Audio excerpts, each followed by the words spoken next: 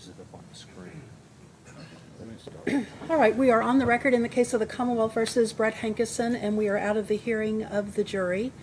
One thing I wanted to put on the record was I think when we left the courtroom on Friday, we were not on the record, Mr. Matthews, when you said that Mr. Hankison had decided to not go on the scene visit. So I just wanted to get that on the record, that that was his decision to not go with us. Judge, I will confirm that his decision was to not go out to the scene with us. Okay. Did you all receive my email fairly late last evening regarding the deposition? Yes. All right. Anything further on that? Judge, from our standpoint, we are going to object to use of any portion of the deposition at this point. Oh, I thought you wanted it all in. Well, upon reflection and reconsideration, I've decided, it was a deposition that was taken in a civil matter where Myles Cosgrove was deposed by an attorney representing plaintiffs in the civil action. There was no opportunity. Brett Hankison was there by video, but there was no opportunity for him to actually participate in the examination. I don't think that it meets the criteria to be admissible in a criminal case. I think it was not before a judicial officer.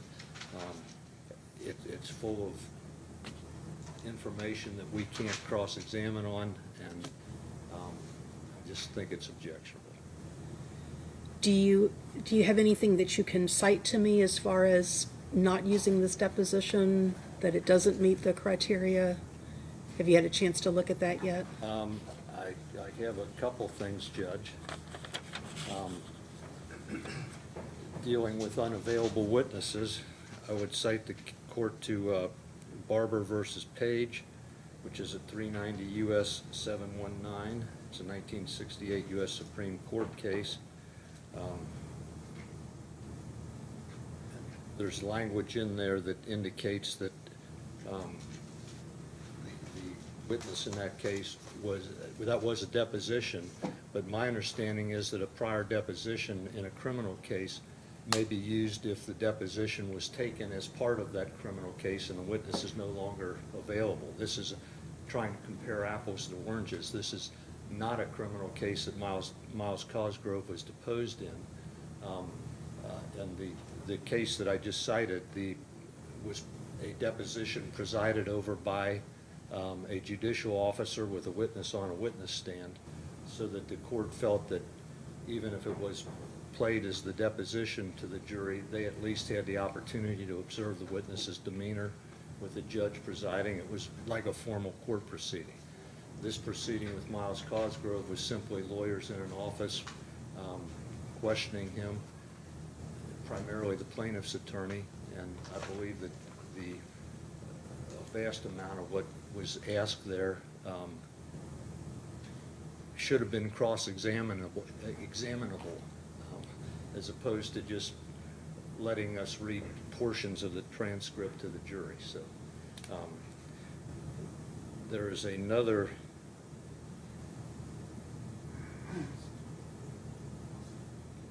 case, Judge, that I would cite, Parson v. Commonwealth, which is found at 144 Southwest 3rd, 775. And that case there,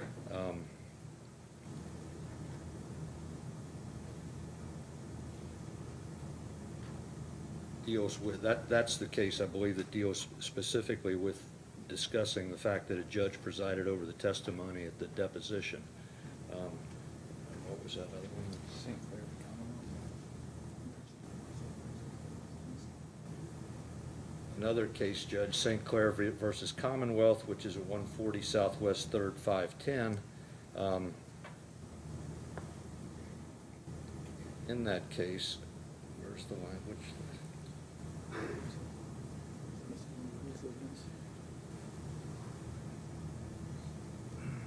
At the trial or upon any hearing, a part of a deposition so far as otherwise admissible under the rules of evidence may be used if it appears from the witness that the witness's dead or that the witness is out of the Commonwealth of Kentucky unless it appears that the absence of the witness was procured by the party offering the deposition, or that the witness is unable to attend or testify because of sickness or infirmity, or that the party offering the deposition has been unable to procure the attendance of the witness by subpoena.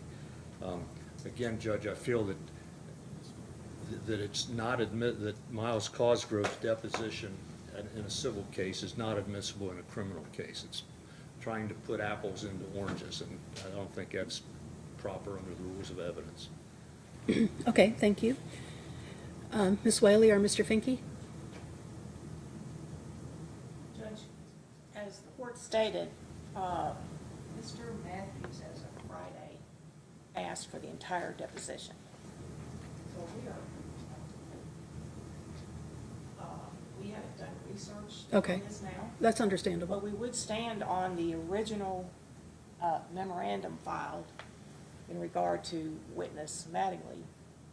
And we did cite cases, in particular the U.S. versus Vartanian, United States versus Vartanian, which was a Sixth Circuit opinion, 245 F3rd 609, wherein a deposition in a civil case was used in the criminal case when the witness invoked the Fifth Amendment. So we would go back and stand on that, but his lawyer was there, and again, Ohio versus Roberts, United States Supreme Court, 448 U.S. 56, stated it does not have to be the same attorney who represented the defendant at the deposition as in the current criminal trial. His attorneys were there, 2 attorneys were there at this deposition, the deposition of Cosgrove. 2 of Hankison's attorneys were there and did participate, actually, throughout the deposition.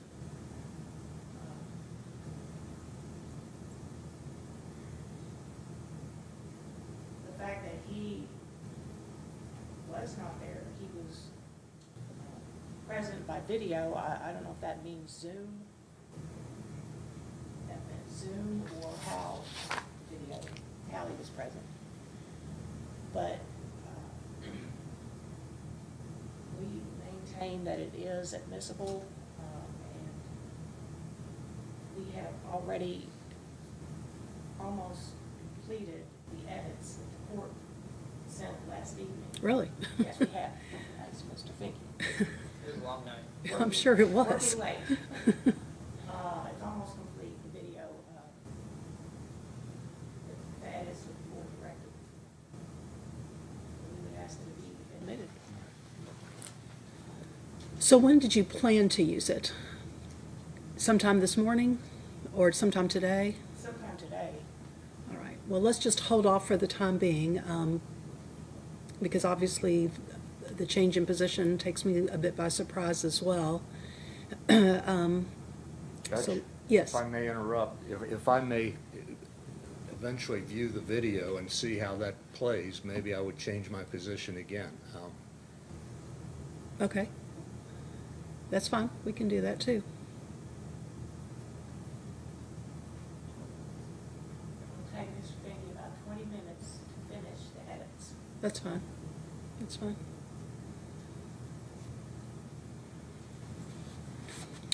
All right, anything else we need to discuss?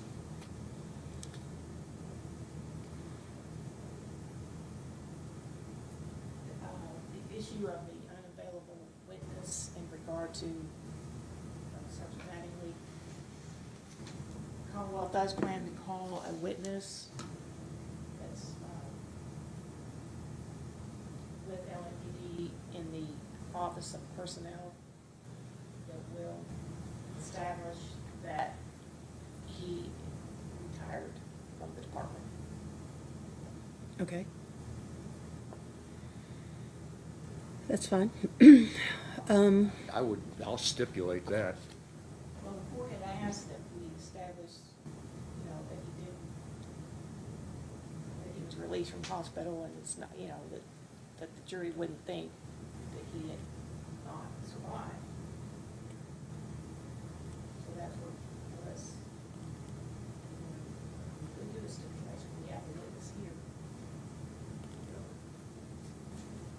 assume that wouldn't take more than 5 minutes. Right. Okay.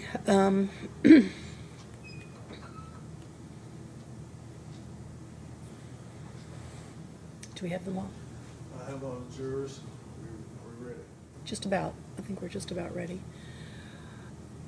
All right, but you're ready to go ahead and proceed, Ms. Whaley, with other witnesses, and we'll get back to this issue of with Mr. Cosgrove. All right. One other thing, ladies and gentlemen who are observing the trial, both the media and the spectators, you're not allowed to have your cell phone out in the courtroom. So keep it in your briefcase, backpack, your pocket, but you are not allowed to have it out. You're not allowed to be on it or use it in the courtroom. If we see you with it out, you will be told to leave the courtroom. If this becomes a recurring problem, then I'm going to order the sheriffs to take all of your cell phones before you enter the courtroom. There were some issues that arose Friday regarding cell phones, so I'm very serious about this. Please, you take it seriously as well. I'd like all of you to be able to remain and watch this trial without any additional problems regarding cell phones. All right. I think we're ready to bring the jury in. All right, give me a minute to line them all up and I'll bring them in.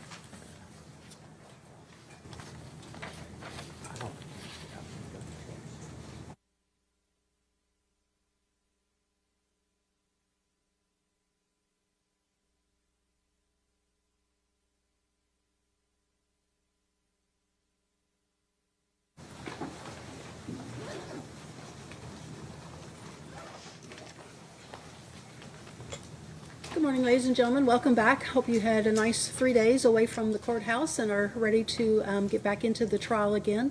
Is there anything that any of you have to report from our 3-day break? All right. If not, then we'll proceed. Ms. Whaley, if you're ready to call your next witness. Thank you, Your Honor.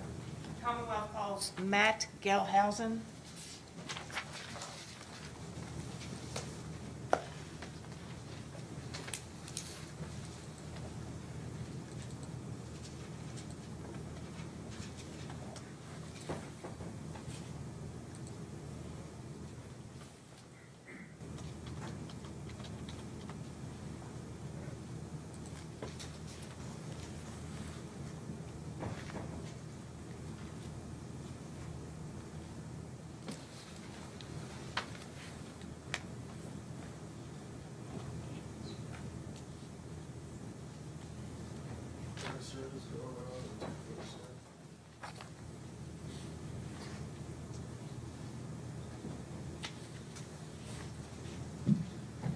If you'll take a seat, please. Yes, ma'am.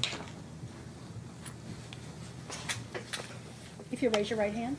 Do you solemnly swear the testimony you're about to give will be the truth, the whole truth, nothing but the truth, so help you God? I do. Thank you. You may take your mask off while you're testifying if you wish to, but you're not required to. Thank you. Would you state your name and also spell it, please? Yes, ma'am. It's Matthew Gelhausen, Gelhausen, And how are you employed? with the Louisville Metro Police Department. And how long have you been with Louisville Metro Police? Been with Louisville Metro Police for 14 years. What is your position? I'm assigned to the training division of the training academy for the Firearms Training Center as a firearms instructor. Are you certified as a firearms instructor? Yes, ma'am, I am. And how did you get to that certification? So the Commonwealth of Kentucky requires to be a firearms instructor that you have to have a certification through the Department of Criminal Justice Training, which is also a Kentucky Law Enforcement Council certified course to be a firearms instructor, which for me with the time period when I went was a 2-week certifiable course. In addition to that, there's also a Kentucky Law Enforcement Council course to be a course or to be an instructor for the Kentucky Law Enforcement Council is also a DSJT, Department of Criminal Justice Training course. That was a 2-week course as well.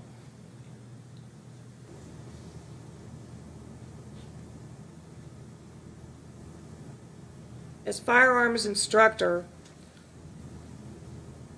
where do you conduct the trainings and the qualification for officers? Most of the trainings and qualifications for the Louisville Metro Police Department are held at the Louisville Metro Police Firearms Training Center here within Louisville, Jefferson County. We have a facility there that has an indoor range, but because we are limited sometimes based upon the training we're trying to do, that we have to go to other off-site facilities that have outdoor ranges. But most of the training and qualifications are done at our facility here in Louisville, Jefferson County. As firearms instructor, did you conduct the fall 2019 qualification and training for the Louisville officers? I was one of the firearms instructors present during that year and during that fall 2019. And what date was that training and qualification?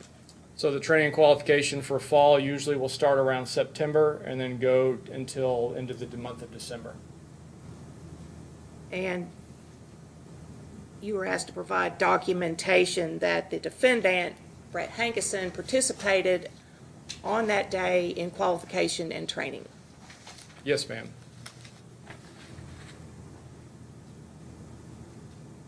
Now, that training was a full day. Yes, ma'am. It was a Correct. full 8-hour day. Is that normally the case with the fall training? So our agency typically over the years has strived to always have, there's 2 qualifications that the officers go through, a spring and also a fall qualification. The spring usually may be an on-duty qualification, meaning you're coming in and qualifying and leaving, or you may be there for 4 hours, just depends upon the structure.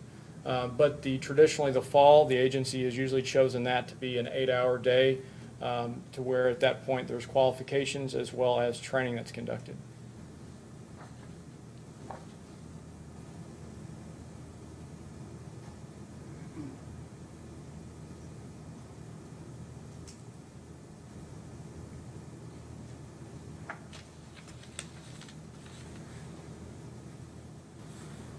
Handing you Western Commonwealth Exhibit 149.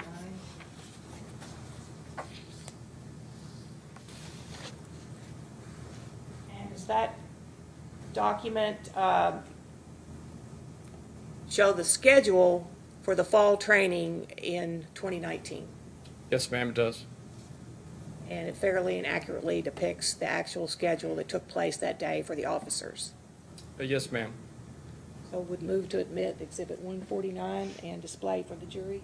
No objection. All right, it'll be so admitted.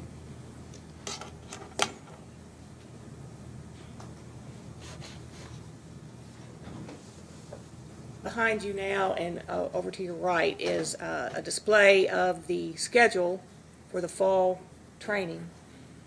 And I'm going to hand you a laser pointer and ask that you explain to the jury what was the schedule. Yes, ma'am. So, as I stated previously, the agency's tried to have a qualification time period of twice a year. With that, the fall's traditionally been the 8-hour day. During that, it's structured in such that I mentioned qualifications and also training. So the officers, when they first arrive, they come into the classroom. They arrive into the classroom. There's a sign-in sheet where they'll sign their name and their code number to verify that they're present at that time, during that training. With that, too, we will have a firearms inspection. So usually that fall qualification is the time period, as I'll get into in a minute, that they qualify with all firearms that they choose to use within the job or for off-duty while within Jefferson County. Since they have to qualify with those at that time period, the weapons are inspected to meet policy, to make sure that they fall within policy as well as the specifications for the Firearms Training Center. So we conduct a firearms inspection of those firearms at that time period. And then we go into a PowerPoint which covers some different things that we wish to discuss during the time period. Usually that's where this slide that's on the screen is also included within that PowerPoint to show and give the officers an idea of what they're going to be doing for the day.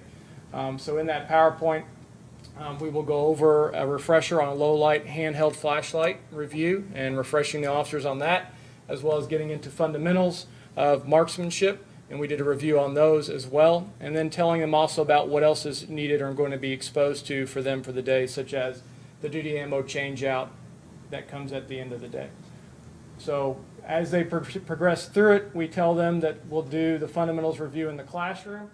Once we're done with that, then we will break and we will go over to the adjacent range that's next door to the classroom building. And when we get over there, the first qualification that the officers will get their loadout for and load their magazines for will be that Class A on-duty handgun low-light qualification. That one there is the officers, that's their full-size duty pistol by policy that they would be carrying when they're in uniform with their gun belt on, conducting their daily job duties, if that's whatever that full-size pistol is by policy. So everybody would do that low-light handgun qualification, and then immediately after that, the lights would fully come on within the range, and then we would progress through those officers that have any of these next listed firearms, and we'll work down through all of those. Once we've completed those and conducted the qualifications for all of those that have those firearms, or they're continuing to carry those and qualifying with them, then we would break for lunch. After lunch, they'd return, and what we did in fall of 2019 is we broke the class up into two different groups. One group went to the range for handgun fundamentals training, and then the other group went and did a selected simulation or situation on the firearms training simulator within the classroom building. Once each group completed their tasks, then they would swap and switch so that the other group that had just done the firearms simulator would go do the handgun fundamentals training, and then those that just completed the fundamentals training would come do the firearms simulator. During that time period is that we told the officers that while they were waiting to do the simulator, they had time during this, if they wished to do so, then they could clean their firearms as well and accomplish firearms cleaning during that portion of time. At the end, before they left, we swap out duty ammunition. We go through a procedure that after a certain number of years within the agency, that the duty ammunition will be swapped out for new fresh duty ammunition due to being exposed to climate conditions, different types of atmosphere situations that they needed. We need to replace that ammunition to give them newer ammunition. And we go over this schedule with them, as I said, within that PowerPoint during the beginning. So the PowerPoint is done in the classroom in the morning, the fundamentals review, and you said that included marksmanship. Would that include review of how to use the sights on the weapon, on the gun? Yes, ma'am. In fall of 2019, we wanted to also emphasize to the officers a review again about the fundamentals of marksmanship, and particularly pistol marksmanship, and working on that and just trying to instill the importance of practicing the fundamentals of pistol marksmanship appropriately. So we would go over what those were during that time period while they were in the classroom, and just refresh them on it, demonstrate some of that to them as well to give them a better idea once we've gone over to the range building. In the PowerPoint, is there a slide and an explanation of firearms safety rules?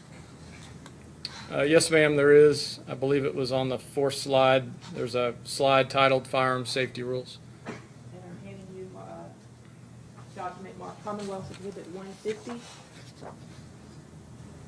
Is that the slide number 4 that you just described?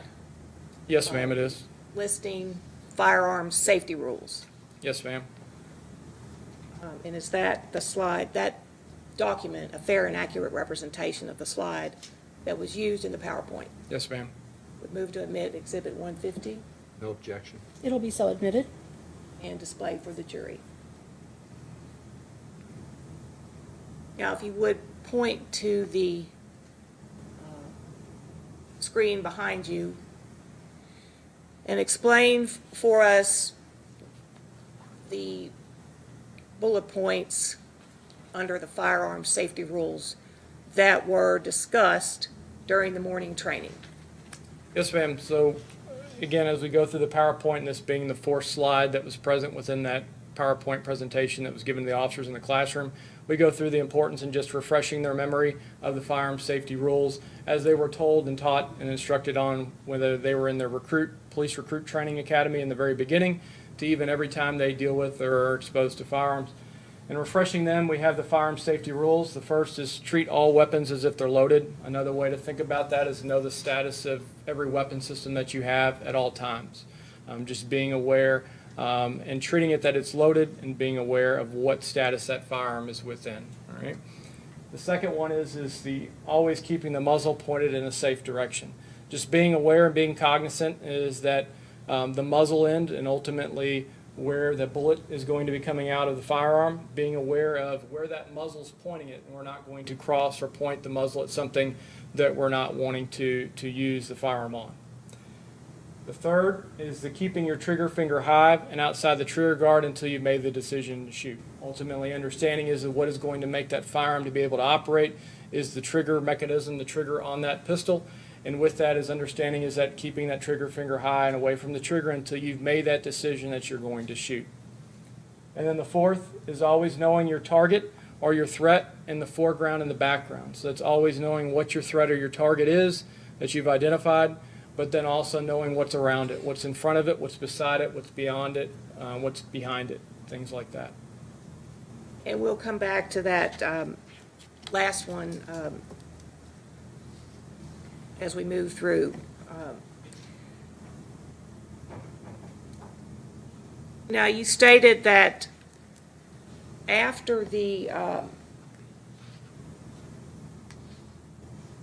classroom presentation, that you would then move to the range and actually begin the qualification process. Yes, ma'am.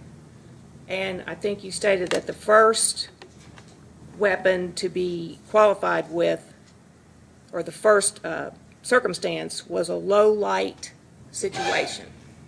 Yes, ma'am, Would you that's correct. explain what that is?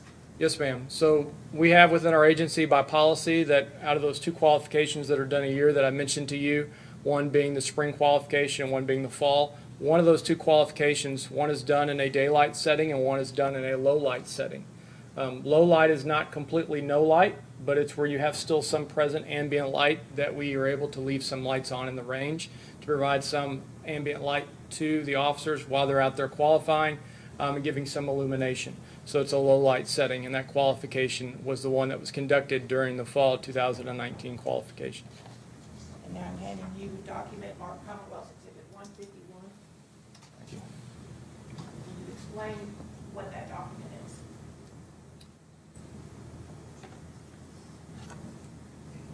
We're going to put it on the screen.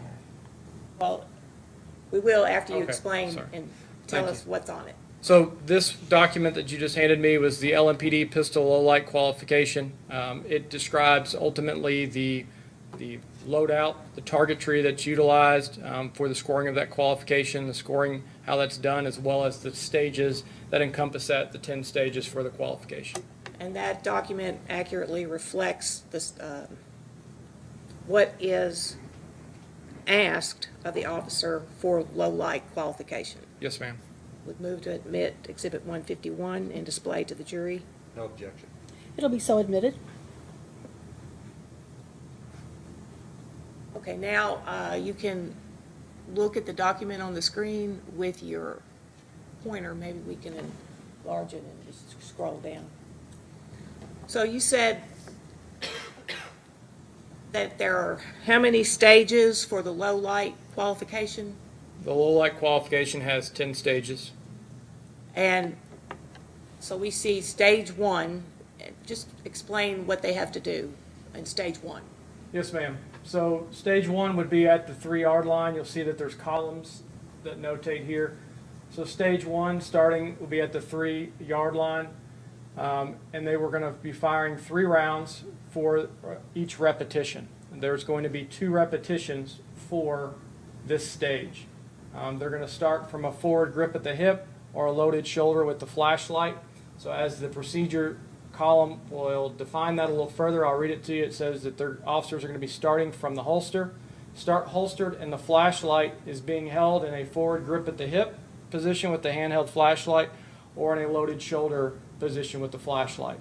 The light is already going to be on. So it's simulating that they're maybe walking up to a car on a vehicle traffic stop. They may be walking around a building on a burglar alarm or a burglary in progress situation, something like that, to where maybe they're trying to survey a perimeter. So they're holding a handheld flashlight in one of these 2 positions. The light's already on, and then once the threat and the targets would turn to face, on how our range is set up, is once the targets would face, then that is symbolizing that a threat, an active threat, is now present. And with that active threat now being present, the officers would draw from the holster and fire 3 rounds, strong hand only. So firing full extension, putting the arm all the way out to full extension and firing 3 rounds while still holding that flashlight from a loaded shoulder or a forward grip position. They have 6 seconds for that stage. That means while that target is then turned or facing and exposed at that time period until it edges and goes to where it's no longer showing. With that, there's 2 repetitions, as I stated, so they would do this twice, which gets you 6 rounds for the stage, and then keeping up with the round count for total on the far right column, there's 6 rounds that would be done for that stage, if done according to the stage. What does the target look like? The target is our LMPD standard qualification target. It's a blue target. It's based off of an IPSC, International Practical Shooting Confederation target, to where basically what that is that you have the outline of a silhouette. You have a head and you have a body, and then there were scoring zones within that area. An outer line, similar as we could maybe call like a Coke bottle or like a bottle, and then you have an inner line or an A zone rectangular area in the middle. Okay, and that's what that target would be that was utilized, and it's the LMPD standard qualification target that would be used for firearms training then. So it's the silhouette of a human body. Yes, ma'am. It's basically the target is about the size of, for example, it's the size of about the size of a human body as far as height and width, and the targetry would be about the size of probably a poster board, for example, symbolizing that width as also that height. And it goes from the head, where you have the symbolic of the silhouette of the head, down to about where the belt buckle region or pelvic girdle area would start. And the targets are moved by mechanical means during these exercises? Yes, ma'am. So the targetry on this indoor range that we utilize, that I've been talking about and mentioning, when it is working appropriately, is that it does face an edge, and it's done through a remote. That basically the remote that the instructor or another assisting instructor on the line would help to control that to have that targetry then face or then to go away into edge. So go on to stage 2, please. Yes, ma'am. So stage 2, we'll see here is at the 3-yard line. There's going to be 5 rounds that are going to be fired during this repetition. There's only 1 repetition of this. And this is where you're utilizing ambient light. I mentioned earlier that this is a low light qualification, not a no light qualification. Being that it's a low light qualification, there is lights that we leave on in the rear of the range to provide some ambient light to the officers while they're out there. That ambient light, how is it used? In this case during the procedure is they're starting from the holster, meaning they're having to draw their firearm from the holster, using ambient light that they have on the range with their night sights that they have on their pistols to identify that active threat that exists. They're going to draw and they're going to fire 5 rounds, strong hand supported. Strong hand supported is with both hands. Normal 2-hand shooting. Strong hand is with the pistols in, and then supported with their support hand or their weak hand. They would draw and fire 5 rounds, strong hand supported. The targets would be exposed for 6 seconds. There'd be a total of 5 rounds, which would get you your total of 11 so far for what stages have been completed. And then the 3rd stage. Could you scroll down a little bit, please?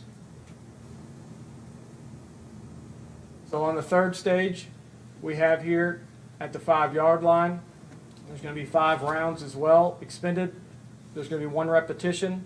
This is going to be ambient light again with a reload, an emergency reload that's conducted. The officers are starting from the holster. They're using the ambient light again with their night sights to identify the threat. They're going to draw and fire 5 rounds, strong hand supported, reloading as necessary. They have 10 rounds or 10 seconds to complete this staging. 10 seconds to complete the 5 rounds with an emergency reload within that time period while the target's facing. That's going to be 5 rounds expended to increase the total to 16. Okay. The 4th stage. 4th stage at the 5-yard line, 5 rounds, 1 repetition using a handheld flashlight. They're going to be starting from the holster with the handheld flashlight. They can start that either from a loaded shoulder or a forward grip position. But with this, once the threat presents itself and they identify that threat, then at that point they are going to transition to a handheld flashlight technique of their choice. So starting from a loaded shoulder or a forward grip at the hip, they could go to one of the other handheld flashlight techniques. that the department utilizes that we refresh them on during that PowerPoint at the beginning of the day. They then would activate their flashlight to identify their threat and realize it's an active threat. They're going to draw and fire 5 rounds using the flashlight technique of their choice as I've described to you. They have 7 seconds for that stage, 5 rounds total again to raise it to 21 rounds that have been expended thus far. Let's pause here, and I would ask you to explain, because you've mentioned it a couple times, what is an active threat? Yes, ma'am. So I'll define what a threat is and then what an active threat is. So ultimately, in training, we try to emphasize and say is that what is a threat? A threat is an observation or a person that has raised some intention, some type of alarm, some type of cause that possible threat of death or physical injury may be imminent. Okay? That's what a threat is. An active threat is when it's rose to that level at that point that we know that an immediate threat or risk of death or serious injury has occurred or will occur. Okay? So active threat is that it's risen to that level. So what do we use when we identify? All right, as I've explained on the procedures here, and we talk about, and it notes in the procedure column here about identifying the threat, that comes into play with target identification. So identifying what that threat is and seeing that it's a threat. So that's when I mentioned active threat versus threat. That's what those are. So, threat could be a person just standing there with a gun. Correct. And how does that person standing there with a gun then become an active threat? If the person has made a movement or to cause to say that potentially that it is increased to where now there's an immediate risk of serious injury or death.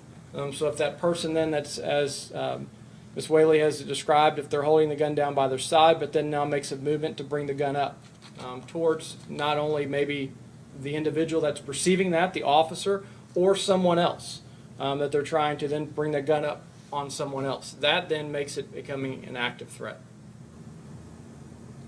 Okay, move on to stage 5. You scroll up a little bit, please. Thank you.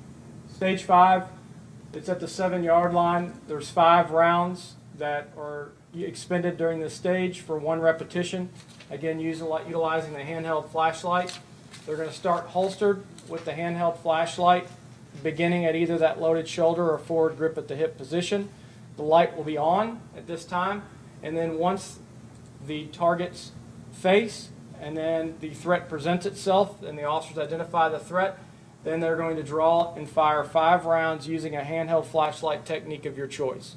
All right, they would use that handheld flashlight technique that they wish to use for those 5 rounds. They have 9 seconds that the target is facing and exposed, for a total of 5, getting us to 26 total.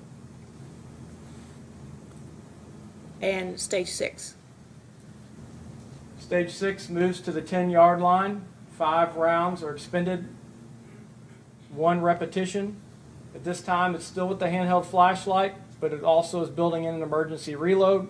They're starting from holster with their handheld flashlight. Again, it's the handheld flashlight is in a loaded shoulder or forward grip position with the light already on, illuminating downrange. Once the threat faces and they identify that that is a threat, an active threat, then they're going to draw and fire 5 rounds using a flashlight technique of their choice, and then they're going to conduct, whenever it occurs for them, an emergency reload to reload. And then if they have not expended or have not completed all 5 rounds, then they would finish and complete those 5 rounds.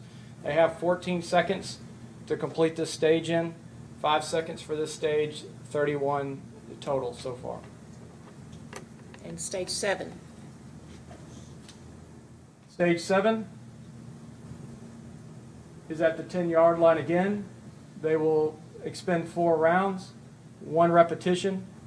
This stage, if the officer is equipped and has on their firearm a weapon-mounted light, then they may utilize the weapon-mounted light, or they may utilize the handheld flashlight. If they do not have the weapon-mounted light, they would use the handheld flashlight for the remainder of the qualification. If they have the weapon-mounted light, they can choose to use that. If the weapon-mounted light were to fail, the batteries were to fail, then they need to go back to using the handheld flashlight as they would normally do so. This stage is done from a compressed ready. Compressed ready is what we call position 3 of the draw. In a typical 4-step draw, when an officer is coming from the holster, step 1 to step 2 to step 3 to 4 full extension. Step 3 of the draw is here, it's compressed. It's at a ready position, it's compressed against the body, the muzzle barrel is level with the threat, and the front sight is in our peripheral vision. All right, and that's what a compressed ready is. So the officer is out of the holster, at a position 3, compressed ready position, and they may utilize either the weapon mounted light, or at this compressed ready position, they can have the handheld flashlight in a technique of how they choose or how they wish to hold it. They may do so at this position. Going to the procedure section is that from that compressed ready position, when the threat presents itself, they will acquire and identify that target or that threat, and they're going to fire those 4 rounds, and they can utilize, again, either the weapon mounted light or they can utilize the handheld flashlight. All right. They have 6 seconds for that stage to complete it, expending 4 rounds, getting to a total of 35. And stage 8. Stage 8 stays at the 10-yard line, 4 rounds expended, 1 repetition. Weapon mounted light or handheld light, this time they're coming from the holster. So if they have a handheld flashlight that they choose to use, they can start that from a forward grip at the hip or a loaded shoulder, just like they've previously done. And then once the threat presents itself and they identify it, they're coming from the holster, they're drawing, and they're firing 4 rounds using the weapon mounted light or the flashlight. They have 8 seconds to complete this in, 4 total rounds, getting to a total of 39 rounds. When you say 4 yards or 3 yards or 5 yards, is that the distance from where the officer is standing to where the target would appear? Yes, ma'am. So the targetry, the target stands are fixed, and they're in a position there on the bases of the target stands. And then within the range that we have, the indoor range, there's lines marking the floor as well as on the wall marking the yardage distances for each line, where it states in that second column where the yardage lines are. And stage 9. Stage 9 moves back to the 15-yard line. There's 3 rounds expended for 1 repetition. Utilizing either, again, a weapon-mounted light or handheld flashlight, they're starting this one at the compressed ready as they did previously. From the compressed ready position, when the threat presents itself, they're going to acquire that threat and that target, identifying it, and firing 3 rounds using their weapon-mounted light or their flashlight. 6 seconds is the time that they have for that, for the exposure of the target. 3 rounds expended gets them to 42 rounds total. What does the phrase there, acquire target, what does that mean? How is that accomplished? Yes, so ultimately is that talking about the fundamentals of marksmanship and pistol marksmanship, and particularly here, is that you have to acquire your target and utilizing those appropriately. So when we talk about the marksmanship principles, when we talk about stance or your position, we talk about your grip. We talk about when you come from the holster, you're getting a sight alignment. As you're pressing out, you're starting to align those sights. And then you're also then getting a sight picture, which is properly aligned sights on your target. You're doing breathing, you're focusing on your breathing, you're doing trigger control, and then you follow through and recovery as you're doing your shots. So with this, as we talk about, and it mentions here about acquiring the target, that's building in ultimately is that I'm practicing all of those fundamentals and putting them all together appropriately. And then when I'm acquiring my target, getting good sight alignment, getting good sight picture, at that point too is I'm also identifying my target, all right, and identifying what the target is. I'm isolating that target, and I'm also understanding about what's around it when I talk about earlier with the background or mentioned that 4th firearm safety rule. Stage 10. Stage 10 stays at the 15-yard line. 3 rounds are expended. There's 1 repetition for this. This is a weapon-mounted light or handheld. They're going to come from the holster on this last stage, draw and firing 3 rounds utilizing their weapon-mounted light or their flashlight. They have 8 seconds for this stage to be completed, and then that's 3 rounds that should be expended for this stage, getting to them a total of 45 rounds.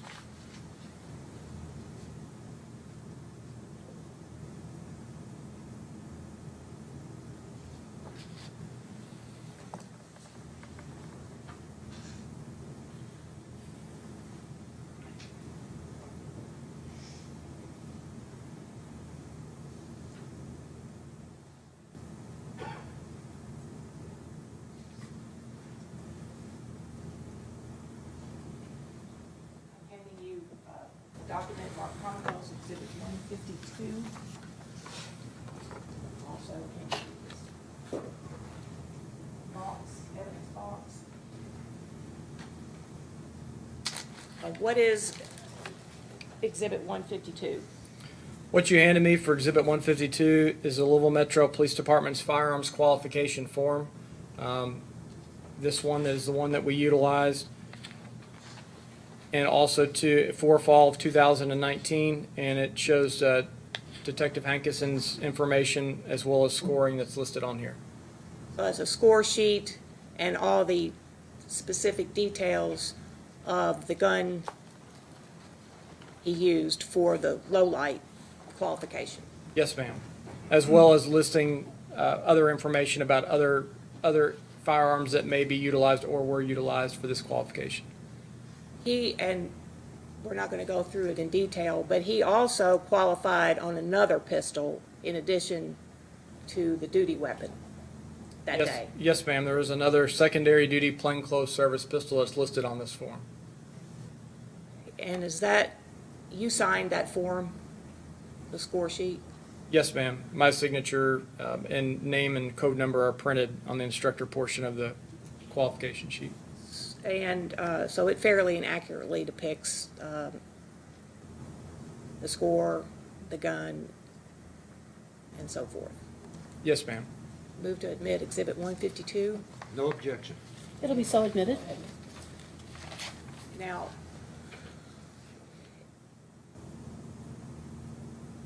if you would open the evidence box there and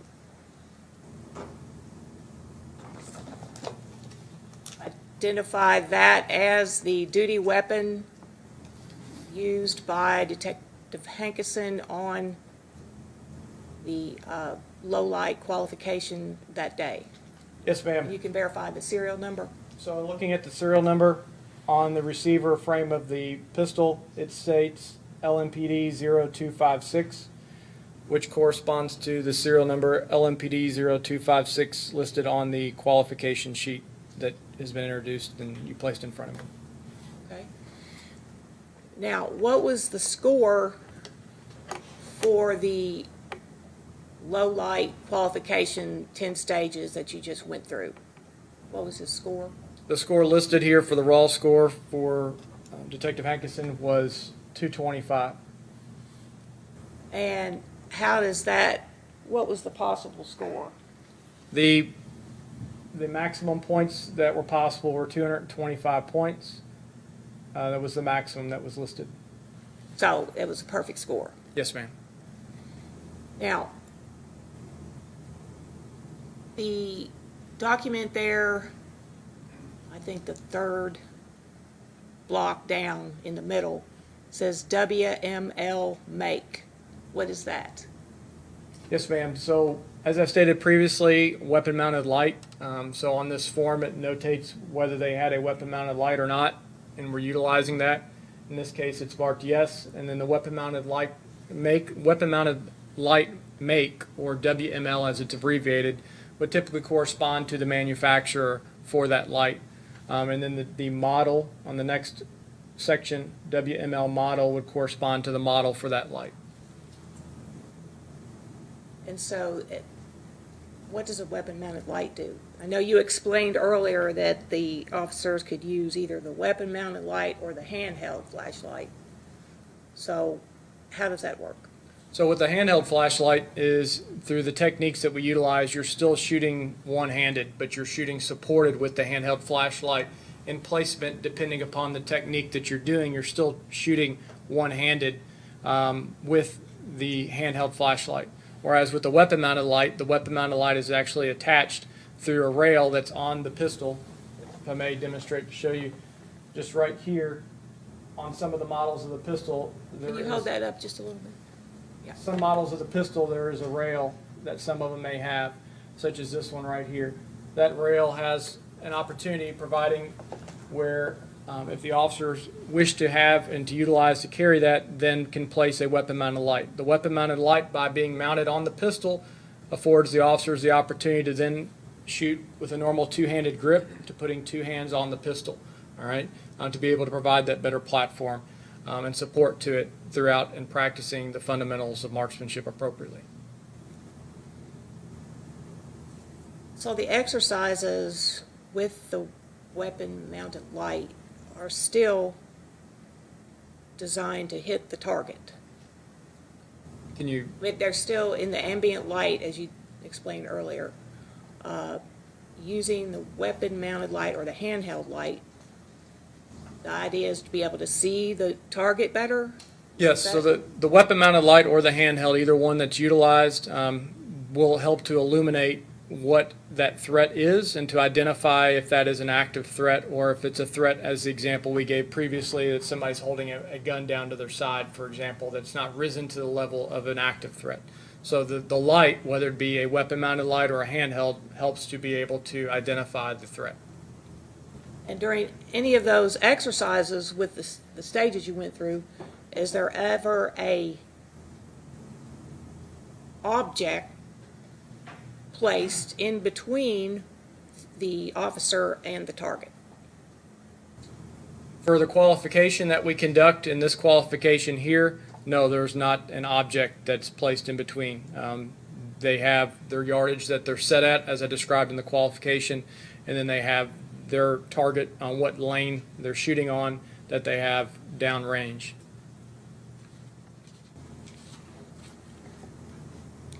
Could you point out where on the gun there, if you want to hold that back up, where the sights are? Yes, ma'am. So the sights on here, you'll have your front sight towards the front of the pistol, and then you'll have your rear sight here towards the rear of the pistol, if you can see it. Rear sight and front sight. And what are how are they used? So as I mentioned previously, is that you have to have proper sight alignment. So aligning the front sight and the rear sight notch, having where in a terminology that's easy for people to kind of understand, especially new to shooters and remember, is kind of equal height, equal light. So using my fingers as an example, if this is the front sight and this is the rear sight, and I'm trying to align those, and I'm getting equal height across the sights, the front and the rear, when that front sight is in the rear sight notch, and I'm getting equal light. I'm aligning that front sight in the rear sight notch, so that way that there's equal light on both sides, or that it's aligned properly. That gets us sight alignment, and that's what that is. And point out where the trigger is. The trigger on this Glock 22 Generation 4 .40 caliber is right here. This is the trigger within the trigger guard. And where is the finger in relation to the trigger during these exercises? So as we state within the third firearm safety rule, is the trigger finger is kept high outside the trigger guard. So typically we will tell officers that they should have that trigger finger placed high up here on the slide, where that it's away from the trigger. That way is that they do not place the finger, obviously as the third rule of firearm safety, as I've shared with you, inside the trigger or on the trigger until they made the decision to shoot. So it's high on the slide. Now, during the actual shooting, does the finger stay on the trigger for each round? So could you expand on that, what you mean exactly? Do they have to so if they're expected to shoot 5 rounds in one of the exercises, does the finger have to come back out and put in a high position after each round? No, ma'am. The trigger finger would stay on the trigger, utilizing the function of the pistol and how it operates and how it should be utilized appropriately.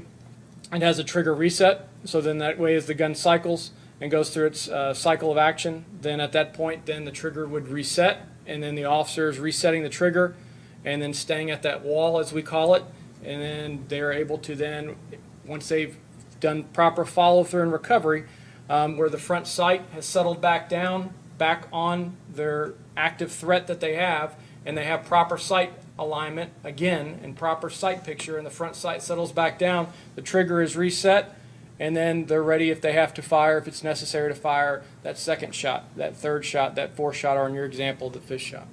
So the trigger is reset after every shot. Yes, ma'am.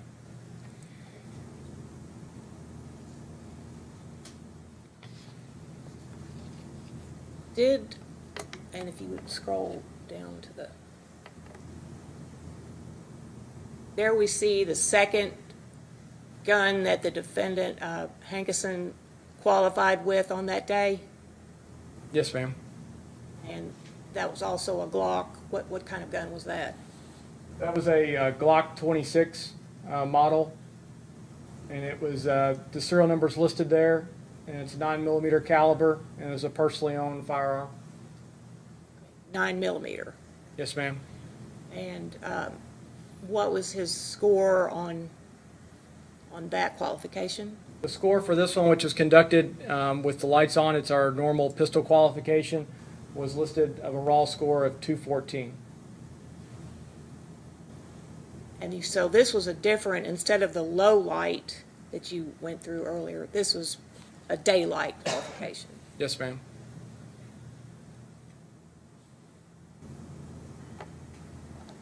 Then, just go ahead and scroll.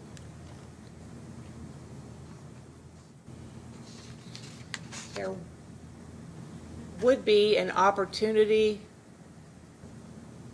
for a shotgun and a rifle. Did the defendant qualify with either a shotgun or a rifle on this day? No, ma'am, there's not either a shotgun or a rifle. It's listed on the qualification sheet. But that would be common. An officer could qualify for all four then, actually. Yes, ma'am. They ultimately, as was on the schedule that was introduced earlier, is that any firearm that they wish to continue to utilize in the performance of their duties or carry as an off-duty pistol while within Jefferson County, they are to qualify with. Scroll down to the bottom there. And what is noted there on instructor comments? Yes, ma'am. So it states there, instructor comments, remove shotgun and rifle. That's just an administrative note for us internally within our firearms training center, is that if an officer that had previously qualified with a firearm no longer wishes to carry or qualify with that firearm, we make an administrative note so that way we can take it out of the active database or inventory and place it in the inactive to show that they're no longer utilizing or do not have a current qualification for that firearm. So that's why that note was made there, Yes, ma'am. because he did not qualify for a shotgun or rifle. Yes, ma'am. And the date we see down here for that qualification, The date that's listed on the qualification form is 10/21 of 19, October 21st of 2019. and then on the left, he signed, and that's your signature on the right. Yes, ma'am. Now, you told us earlier that in the afternoon, there was exercises with simulators. And you said there were two different exercises, that half the group would do one and then they'd switch. Was there one called the DOT training? Yes, ma'am. And what is that? So we emphasized, and as I stated earlier, when we have the officers for an 8-hour training day or an 8-hour day, we accomplish qualifications, but a qualification is simply a qualification. We also want to emphasize forms of training. So being that it was discussed in the PowerPoint at the beginning of the day and talking about the fundamentals of marksmanship and particularly pistol marksmanship, is we're trying to emphasize and work on that during the training portion for the officers. So during that, the handgun fundamentals training is we were trying to emphasize and work on with the officers during that afternoon. One of those afternoon segments and portions was on proper handgun marksmanship fundamentals. Handing you what's marked Commonwealth's Exhibit 153. And explain what's shown in that document. There's 2 pages there. Yes, ma'am. So the first page that you handed me, the one on the top, the first page lists out a picture of the upper portion of one of the training targets we were utilizing for this handgun fundamentals dot training. And we have under each of those dots, or each section corresponds to what the course of fire and the training that was conducted during this training portion of the DOT training. The second page is another DOT training target that's titled or has a term DOT torture, but it has, similar to the first picture or page, it has the same type of training thoughts and concepts. So do those documents accurately reflect the DOT training? Yes, ma'am. Move to admit Exhibit 153. No objection. They'll be so admitted. So here we see the dots. Can you explain, starting from the top left, what is involved with this training? Yes, ma'am. So again, ultimately is that it's working on proper utilization of pistol marksmanship fundamentals. So with that is that we are emphasizing to the officers and the students that we're working with them, taking a test or a qualification out of the equation and just trying to get where someone as an individual and as a student can relax to be able to learn in a proper atmosphere, to be able to learn the proper application of those fundamentals. And if they're not doing something correctly, we help diagnose what they're not doing correctly to help them fix it for proper utilization of the fundamentals. We want to get them to the point we always emphasize of self-diagnostics, to where they can self-diagnose what they're doing incorrectly, so that way they can fix it if something's not working appropriately for them in utilization of the fundamentals. For this drill, starting from the top left, we have a series of 4 dots along the top. This first one states from the 3-yard line, they're starting from that position 3 or compressed ready, already out of the holster as we've talked about previously. And then either on the target or the threat facing at that point, or either on the command, they are told of command of fire or shoot or threat, that they are told then to press out to full extension, position 4, and they're going to put a single shot in this dot. They will continue this, if instructed by the instructor at the time, to continue to do so each time a single shot from position 3 to position 4, practicing the fundamentals properly, following through and recovering appropriately each time till they've done all 5 rounds within that first dot. Now, is this done, this is back out on the range? Yes, ma'am. This is done on the range with an instructor walking through and or demonstrating each stage or each section before they do it and explaining it. But as opposed to the morning with the silhouette, moving silhouette target, these are dots, actually. Well, and that silhouette target was a facing or edging, not a moving laterally, but it was a facing or edging, and that was with a silhouette. This is one, yes, ma'am, working with using the dots for the training. Okay, go on. So in the next dot over to the right, it states also from the 3-yard line, starting from position 3 or that compressed ready, the officer would press out to position 4 full extension and then would do a controlled pair. A controlled pair is firing 2 rounds, and it's controlled because there is a sight picture for both of those shots. All right, it's not quickly, rapidly pulling the trigger twice. It's making sure that you have that sight picture, the sight alignment sight picture comes back that you have for that second shot. And then getting proper follow through and recovery after that and utilization of the fundamentals. They will continue to do that for a total of 5 times to get where they get a total of 10 rounds that have been expended. Go ahead to the next dot. The next one over is moving back to the 5-yard line. They're also doing this from position 3 or compressed ready. And these again is similar to what they did on the first one, except we've added 2 yards to it. They move back only 2 yards. And they're doing the same thing, single shots, until they've done 5 rounds at this stage. The last one is similar to what they did on the second one, but again, it's at the 5-yard line, 2 yards further back from, again, position 3 or compressed ready, doing now controlled pairs until they've done 5 controlled pairs to get the total of 10 rounds expended. Now, number 1 at the bottom. So on this target, can you scroll up a little bit, please? So on the number 1 at the bottom here, this one's done from the 7-yard line. This one, they are drawing from the holster. The dot size is increased just a little bit, but the focus is still, they need to have the focus to be able to try to keep those rounds in that number, for example, all right? So they're doing this from the 7-yard line. They're coming from the holster and they're firing a single shot. They're going to do that each time from the holster 3 times till they've done 3 rounds. Now, the last two, that's a combination? That's the sixth? Yes, ma'am. So for the last one we have here with the next two numbered dots, we have that this is from the 7-yard line. This is also coming from the holster and to where they're having multiple targets. They're going to utilize a controlled pair or 2 rounds per target. This has been done in methods of either having it done where you have one target, such as this up there, and they're transitioning between 2 and 3 as their 2 multiple targets, or a target that's next to them, their partner's target, to give more span, may be that they would say that you're shooting on your number 2 target, and then your partner to the right's number 2 target. They're shooting on their 3 target, your 3 target. So that way you get more span that you have there.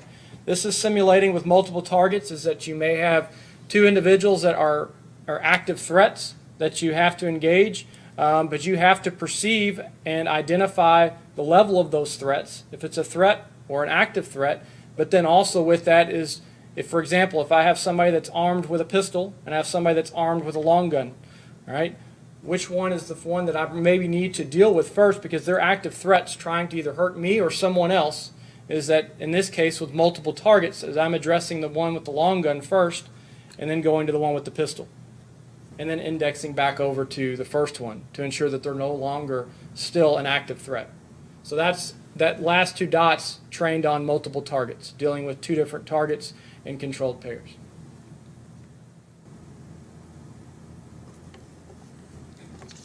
In addition to the dot training, was there an active shooter training in the afternoon? Yes, ma'am. So what was listed on the schedule at the beginning was the firearm simulator training. So the firearm simulator training, there was a scenario that was selected. The chief's office at the time stated that to utilize the firearm simulator and to pick an active aggressor or active shooter type of response that an officer may face, and to utilize that as the scenario within the training. And explain how that training works. You said it's a simulator. Can you explain? Yes, ma'am. So the firearm simulator basically is a computer-based system with a screen. You have some simulated cover that you could have within that room. The officer is standing on a line in front of that screen with a projector and also with speakers providing sound to the situation.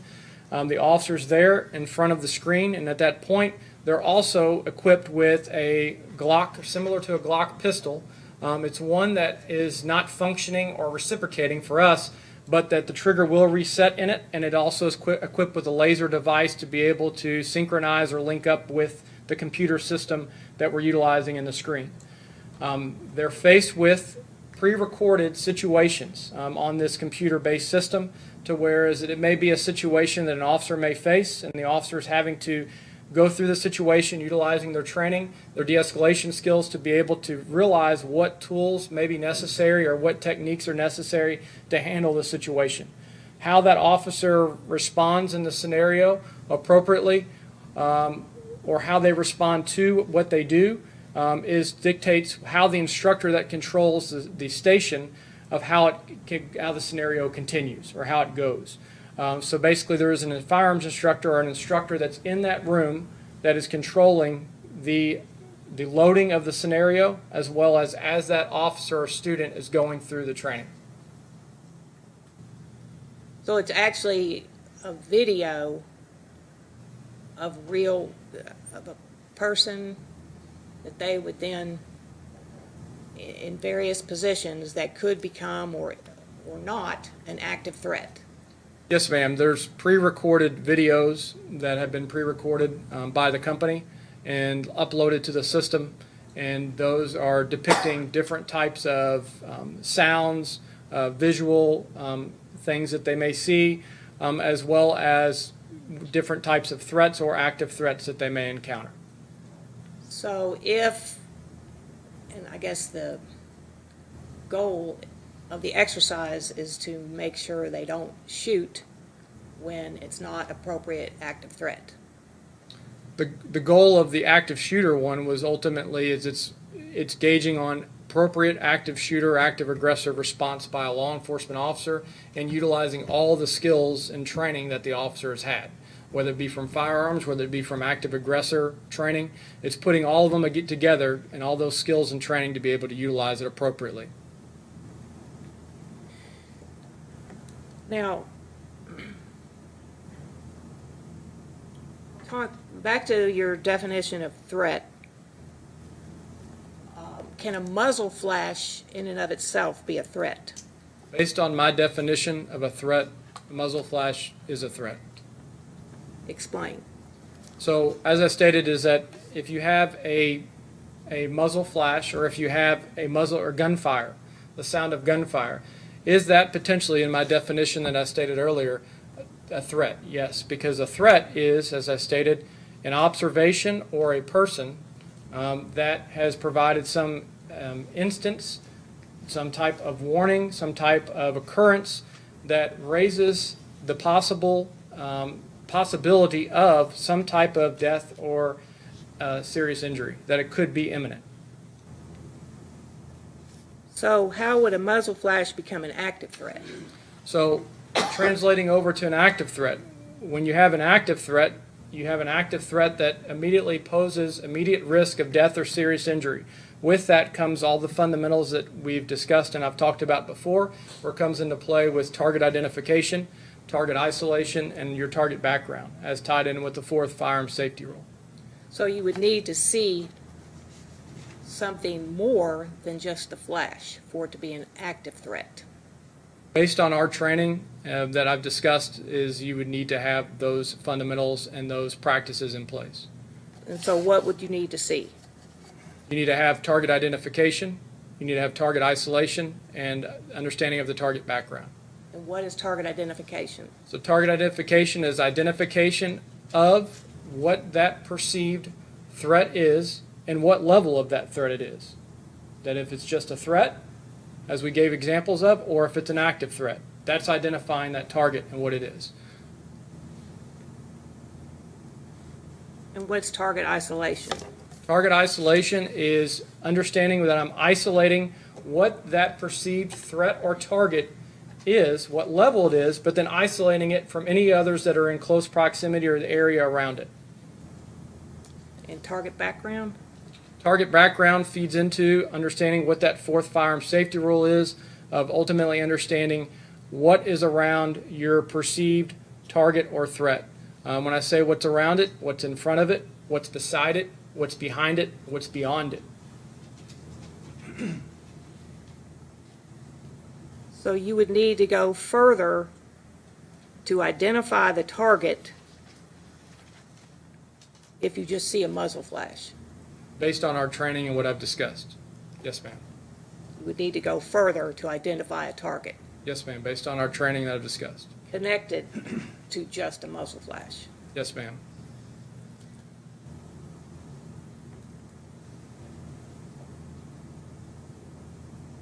And is a target or a threat, can a threat be other than a person with a gun who's creating an active threat? In other words, could it be an animal situation? Can you state that again? Other than a person with a gun that would be an active threat, is there another entity that could be an active threat, such as a wild animal getting ready to attack the officer? Yes, I mean, if you had, our policy also allows for, is that if someone is being, if the officer or another person is being attacked by an animal, that a firearm may be discharged in that case due to what they're being faced with that as well.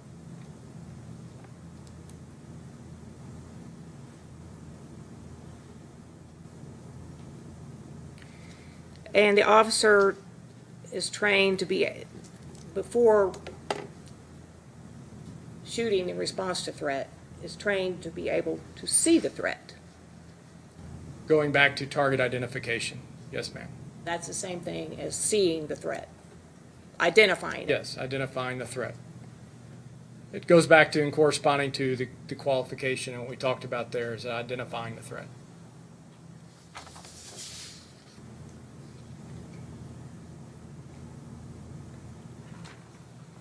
Now, if the term shooting in response to active threat, shooting until the threat has ended. Can you explain that? Can you define or explain what your Well- question is? Is that a term that's recognized? To shoot, is that a term that's used in training? Are officers trained to shoot until the active threat has stopped? Yes, it's ultimately is that the officer, what they're perceived and what the action that's being produced that's causing that immediate threat of death or serious injury. Once that individual who's an active threat has ceased the demonstrated actions is when no longer that you would continue to respond accordingly with deadly force. So in order for an officer to be continuing to respond with gunfire to an active threat, each and every time a target has to be identified.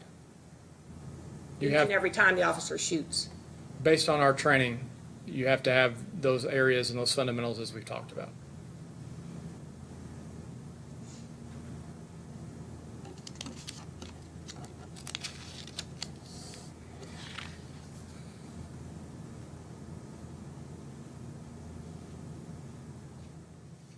Okay.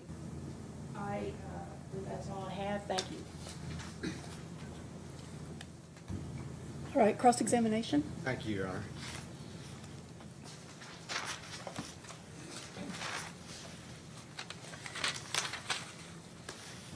Mr. Gelhausen, you indicated you've been with LMPD for 14 years, correct? Yes, sir. What is your rank? Or what is your title? A police officer. Police officer? Yes, sir. And during your 14-year career, have you always been assigned to the Firearms Training Center? No, sir. How long have you been at the Firearms Training Center? Since 2018. What other kind of assignments have you had? I've also been assigned to other duties within the training academy as a patrol officer, as well as some other specialty area assignments. Have you ever participated in the execution of a search warrant during your career? Yes, sir. How many times? I can't tell you the exact number off the top of my head, sir. Would you agree with me that service of a search warrant is an inherently dangerous task? Yes, sir, it is. Have you ever been fired on when serving a search warrant? No, sir.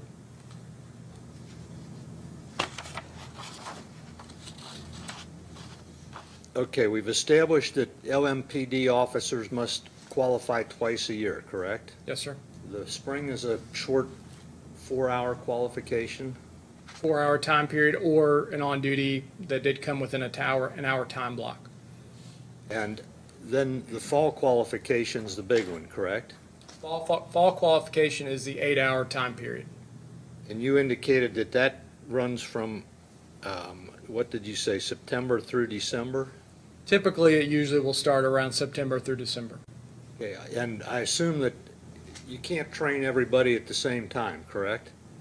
What do you mean by that, sir? Well, you can't train the whole department in one day. That's why it takes that period of time. Correct, yes, sir. So Brett Hankison, I think the document showed his fall qualification was October 21st or something like that.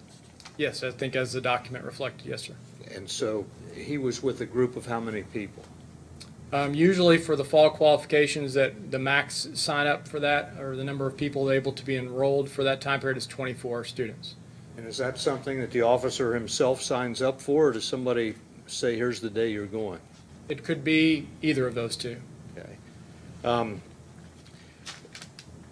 The fall qualification, you indicated that there's some simulator training, correct? Yes, sir. First of all, there's a silhouette that they shoot at, is that right? Not in the simulator training, but in the initial qualification. During the qualifications, yes, sir, there is a silhouette type of target for the And qualification target. What, is that a paper target? Yes, sir. And they're shooting live rounds, correct? Yes, sir. Um, Live range ammunition. Which is different from, It's different than the duty ammunition. It's basically, it's a range ammunition due to us being a lead-free frangible. It's a lead-free frangible ammunition because we're a lead-free range. but does it have the same effect as duty ammunition? The manufacturer states that it operates similarly but not the same. And who chooses, there's a bazillion different kinds of ammunition, is that correct? don't know about That it. may be an There's exaggeration. a lot, yes, sir. There's a lot, correct? Yes, sir. Who chooses the ammunition that the LMPD officers use? So the Firearms Training Center does the research and provides the guidance, but ultimately, the department command staff decides is what progression or what direction we're going. But most of the time, they're relying ultimately on the Firearms Training Center's guidance and research. And does everybody on the department use the same ammunition? There, for duty, are you referencing for duty For ammunition? duty ammunition? For duty ammunition, the department has one set type of duty ammunition for that caliber that officers are told that they should be carrying in accordance with policy. And what kind of ammunition is that? It's federal premium tactical, and it's a tactical hydroshock ammunition. Okay, I don't know a whole lot about guns or ammunition, but I've heard the term hollow point versus round bullet. Is that a distinction? It's similar, yes, it could be. What is a hollow point? So a hollow point was similarly like an HST or a hydroshock type of round, or the bullet, where maybe it'd be indented a little bit in the top, and then as you define, I think a round tip or a round point or a ball round or ammo would be where it does not have, it's lacking that, and it's just a round tip or a solid ball type of projectile. And what type of projectiles do the LMPD officers use? We use for duty use. Yes. For duty use, it's that federal premium HST tactical law enforcement round. And is that a hollow point? It's similar to, it's what federal calls their HST round. What does that mean? Without getting into the specifics and having it in front of me, I can't define and give you what federal calls it, but it's their HST round. Okay, well, can you give me a basic lesson here in what a hollow point is versus a round point? So yes, so the hollow point ultimately is, and how it's designed by the manufacturer and how it's intended is kind of as it makes contact with clothing, with fibers, with human tissue, it can kind of open up or mushroom a little bit, where it comes into play with the stopping power, for lack of another word, but the stopping potential of that round and how it operates. And that's just giving you some basics. I don't have a lot of the certifications and knowledge to go in depth anymore on the rounds or anything, but it's giving you some basic understanding to answer your question there. Okay, well, my understanding is that a hollow point is designed to strike something, spread out, and basically stop. Is that correct?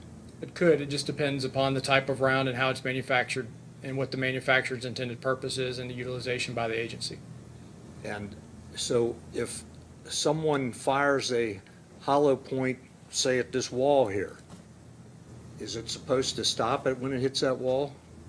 Depends upon a lot of different circumstances, and every situation is ultimately different without being able to know the specifics of the utilization and the construction of the material. Have you ever seen a hollow point shot through drywall? I've not personally, no. Does a rounded bullet generally travel farther than a hollow point? I can't speak to or give you any explanation without having some better knowledge about that. Okay. So the officers shoot at this paper silhouette target, correct? Yes, sir. And as I understood your testimony, it moves around? Ultimately, it just faces and edges. Faces and then edges to go away is what that is. It does not move laterally. And is that where Brett Hankison scored the perfect score? Where was that? When he was doing that qualification with the silhouette The target? low light qualification was conducted on our range, yes, sir. With the silhouette targets, correct? With the LMPD standard qualification target, yes, sir. And LMPD, if I understand the policy correctly, gives officers 3 opportunities to pass the test, correct? Pretty much, sir, but yes, and then remedial training and then continued attempts. And Brett Hankison qualified on his first attempt, is that right? According to the exhibit in the qual sheet, yes, sir, With a perfect score. with the max score of 225. And then on his off-duty weapon or his personal weapon, he scored, I forget, was it 219 out of 225? 214 out of 225? 214 out of 225, yes, sir. Okay, would that indicate that he was fairly accurate with his shot placement? It just depends. Ultimately, I don't recall or cannot remember exactly his qualification on that secondary duty plainclothes service pistol about his shot placement or where it was. Yeah, well, let's talk about his on-duty weapon, where he got 225 out of 225. Does that indicate that he's a fairly accurate marksman? That ultimately is the standard of qualification for the agency. That's ultimately, there's a difference between qualification and training. And ultimately, a qualification, again, the agency sets what the qualification is, just like the Commonwealth of Kentucky state law sets what a qualification is for active duty officers. The agency adds to that with a qualification, but that's not training. We complete a qualification, but a qualification is kind of a completing the qual, and then you move on to the training because of what the importance of training. Okay, you kind of lost me in there, but Okay. the qualification is to go out and shoot at the silhouettes, correct? Shooting at the LMPD standard qualification target, yes, sir. And how about the dots? Is that part of the qualification? No, sir. It's part of training. Part of training, okay. The training, all of this takes place in controlled situations, correct? Yes, sir. There's nobody out there shooting back at anybody. No, sir. Not in the training that we've talked about today. Okay, and you even talked about the simulator, correct? Yes, sir. And that's a video, the officers watch a video on a screen and have to react to it? Yes, sir. And that's kind of like a shoot, don't shoot scenario, Yes, sir. where some people you should shoot and some people are not active threats, correct? Yes, sir.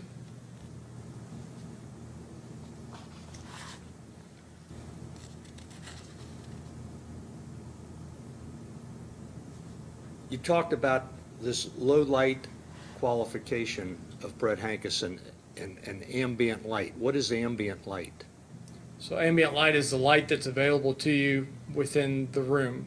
So for the low light qualification, as I mentioned and talked about, a couple of stages where there's ambient light available and utilized, and it's during the low light qual, there's ambient lights on, meaning in the rear of the range during that qualification, providing ambient light.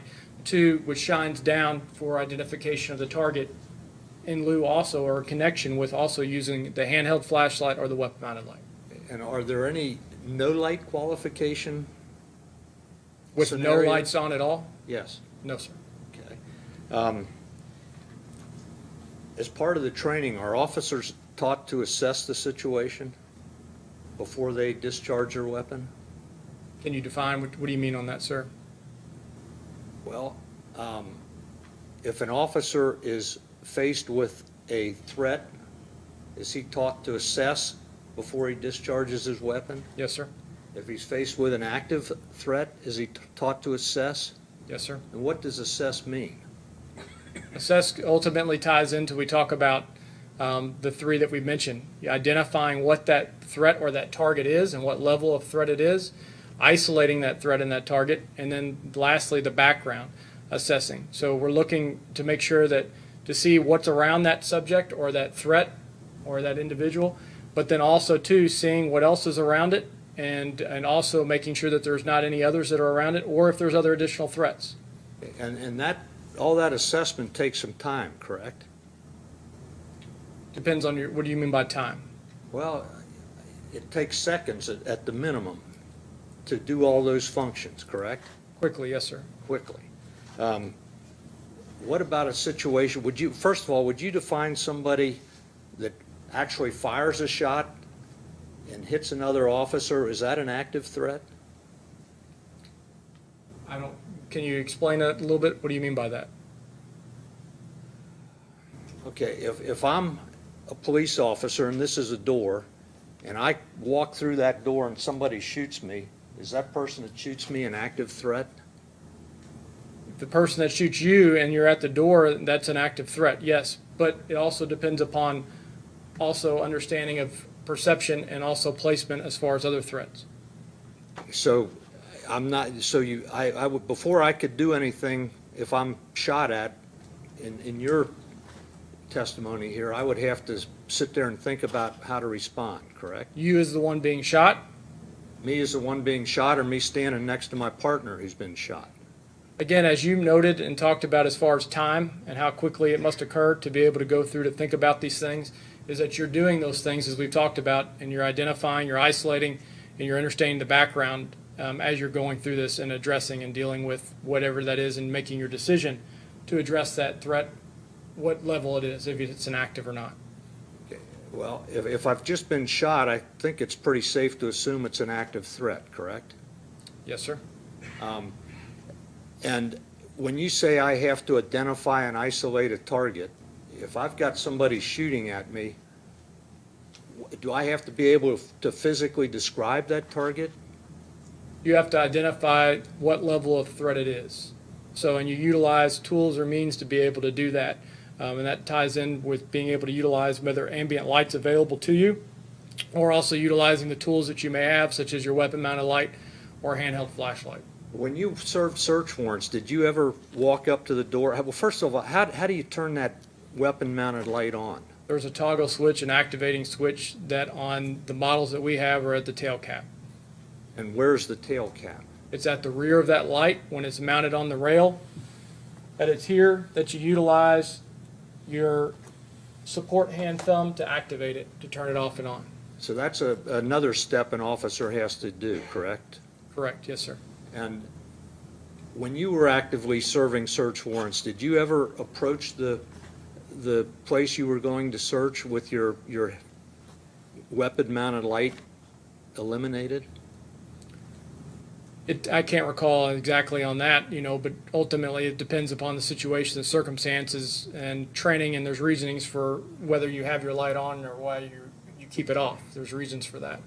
Each situation is different, correct? Yes, sir. Some situations, you light your light. In some situations, it's better to approach in the dark, correct? Ultimately, depending upon what you're facing is what you utilize and how you utilize it. And if a door is breached when you're executing a search warrant and somebody fires a shot at you, how long would it take to flip on your flashlight? I can't give you exact time of how long that takes. It goes back to training.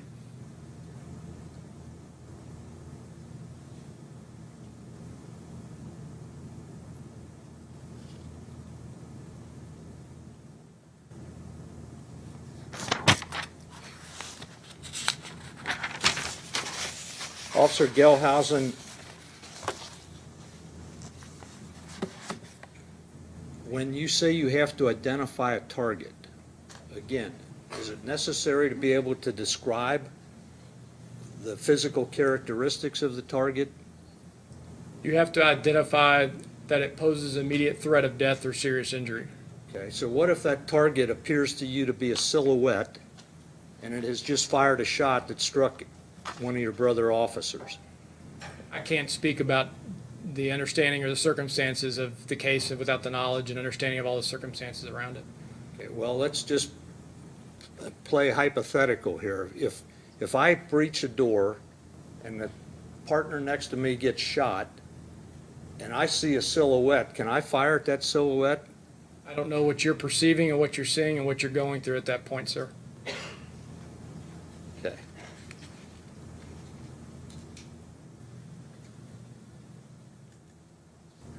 Would it be a fair statement on my part that officers are not taught to shoot, stop, assess, shoot again, stop, assess, shoot again if it appears to be necessary?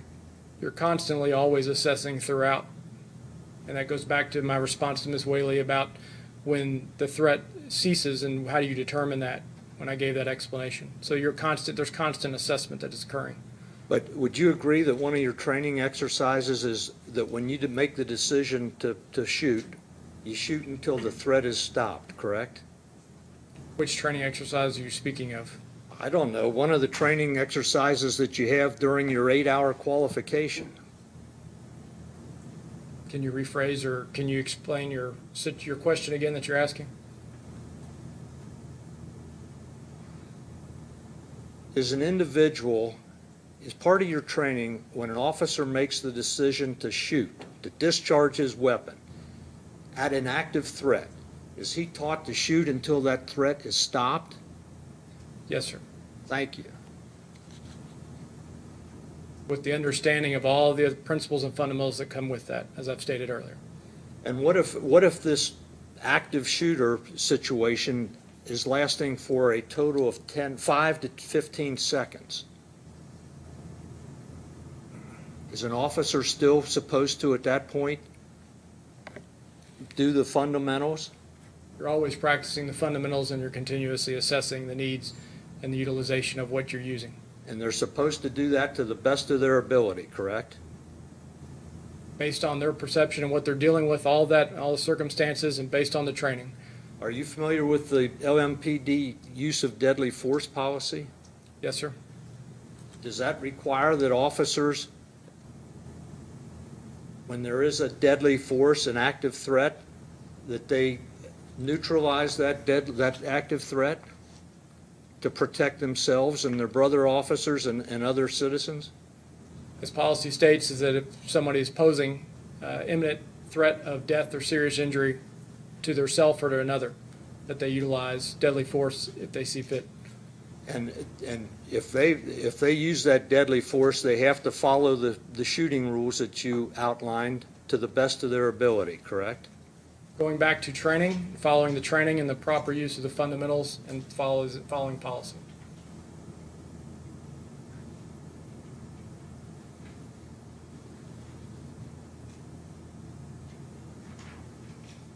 Would you agree that there are situations that arise where an officer, if he pauses with indecision on whether to fire a shot, that could be fatal to him? I can't speak to that because ultimately understanding perception, everybody's situation that they face, as you stated, is different, but also too based on the perception of the officer and what they're going through. And every officer perceives things differently, correct? Depends upon what's going on with the situation, having a true understanding of it. Would you agree with me that it's improper to view anything an officer does through the eyes of 20/20 hindsight? What do you mean by that, sir? Well, have you ever heard the term Monday morning quarterback? Yes, sir. Okay. If an officer on the scene where all chaos is breaking loose, all hell is breaking loose, he makes a decision to stop a threat, would you agree with me that it would be improper for you to go back and look at that and say, well, he didn't have proper target identification, he didn't know what was behind him or behind the target, beside it, or in front of it? Would you agree that that's... Counsel, would you approach for a moment?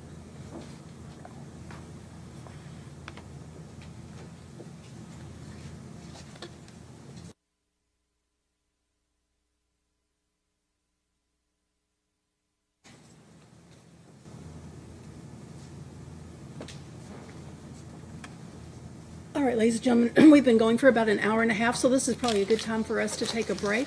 We'll take a break for 15 minutes, and please remember the separation admonition. All rise for the